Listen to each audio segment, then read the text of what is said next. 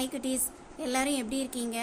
இன்றைக்கி நாம் அனுமனுக்கும் அர்ஜுனனுக்கும் நடந்த ஒரு போட்டியை பற்றி பார்க்கலாம். ஒரு நாள் அர்ஜுனன் வனத்தின் வழியாக சென்று கொண்டிருந்தான். அப்போது வழியில் ஓரிடத்தில் ஒரு குரங்கு ராமநாமம் ஜபித்து கொண்டிருப்பதை பார்த்தான். அவனுக்கு நீண்ட நாளாகவே ஒரு சந்தேகம் இருந்தது.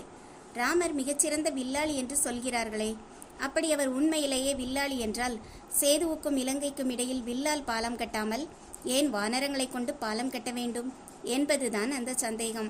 தன்னுடைய சந்தேகத்தை தீர்த்து கொள்ள ஒரு வழி கிடைத்து விட்டது என்று நினைத்த அர்ஜுனன் அந்த வானரத்திடம் சென்று, வானரமே, உன் ராமனுக்கு வலிமை இல்லையா? அவன் சிறந்த வில்வீரன் என்று சொல்கிறார்களே, அது உண்மையானால் அவன் ஏன் வில்லால் பாலம் அமைக்காமல் வானரங்களின் உதவியை நாட வேண்டும் என்று கேட்டான். அர்ஜுனனின் இந்த ஆணவ பேச்சால் தியானம் கலைந்தது அனுமனுக்கு. தன் எதிரே நிற்பது அர்ஜுனன் என்பதை அறிந்து கொண்ட அனுமன் அர்ஜுனனின் அகந்தையை ஒடுக்க முடிவு செய்தார். சரங்களால் கட்டப்படும் சரப்பாலம் என் ஒருவனின் பாரத்தையே தாங்காது எனில் ஒட்டுமொத்த வானரங்களின் பாரத்தை எப்படி தாங்கும் என்று அனுமன் கேட்டார். உடனே அர்ஜுனன், ஏன் தாங்காது? என்னால் முடியும். நான் ஒரு பாலம் கட்டுகிறேன். உன் ஒட்டுமொத்த வானர கூட்டங்களையும் அது தாங்கும் என்றான். மேலும் பந்தயத்தில் நான் தோற்றால் வேள்வித்தியில் குதித்து உயிர் துறப்பேன் என்றான், தன் காண்டீபத்தின் மேல் உள்ள நம்பிக்கையால். அனுமனோ, நான் தோற்றால் என் ஆயுள் முழுவதும் உனக்கு அடிமையாக இருக்கிறேன் என்கிறார். போட்டி தொடங்கியது. அர்ஜுனன் சரப்பாலத்தை கட்டத் தொடங்கினான். அனுமனோ ஓர் ஓரத்தில் அமர்ந்து ராமநாமம் ஜபித்து கொண்டிருந்தார். பாலம் கட்டி முடித்தான் அர்ஜுனன். அனுமன் அதன் மீது ஏற ஆரம்பித்தார். முதல் அடியை எடுத்து வைத்த கணமே பாலம் சுக்கு நூறானது. அனுமனுக்கோ எல்லையற்ற மகிழ்ச்சி. அர்ஜுனனோ அவமானத்தில் தலை குனிந்தான். போரில் எப்படியாவது வெல்ல வேண்டும், என் சகோதரர்களை காப்பாற்ற வேண்டும் என்று பாசுபதாஸ்திரத்தை தேடி வந்தேன்.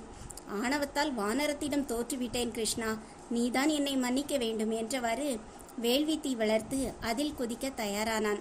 அனுமன் எவ்வளவோ தடுத்தும் அர்ஜுனன் கேட்கவில்லை. அப்போது ஒரு குரல், இங்கே நடப்பது என்ன என்று கேட்டது. குரல் கேட்ட திசையில் இருவரும் பார்த்தனர். அந்தணர் ஒருவர் தென்பட்டார். இருவரின் அருகே வந்து நடந்தவற்றை கேட்டறிந்தார். பின்பு அவர், எந்த ஒரு பந்தயத்திற்குமே சாட்சி என்பது மிக அவசியமானது.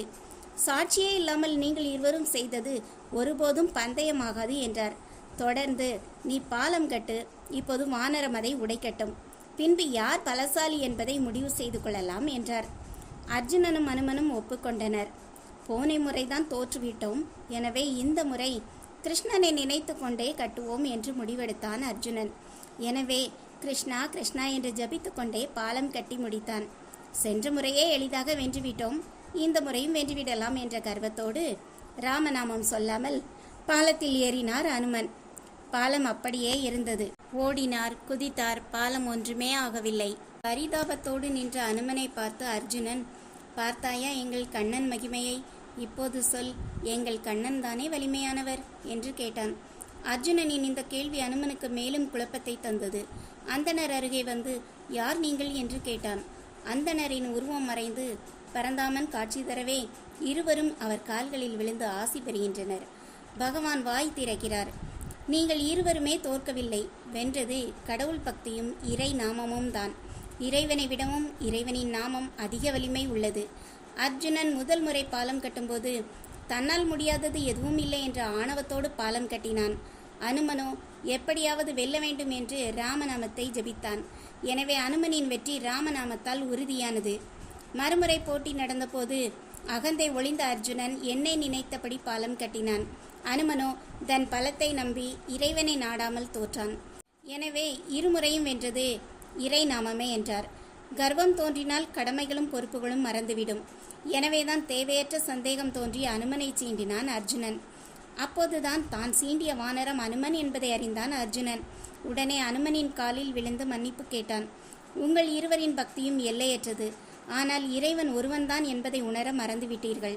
இதை உணர்த்தவே இந்த நாடகம் என்று சொல்லி இருவருக்கும் ஆசி வழங்கி மறைந்தார் பகவான் கிருஷ்ணன்.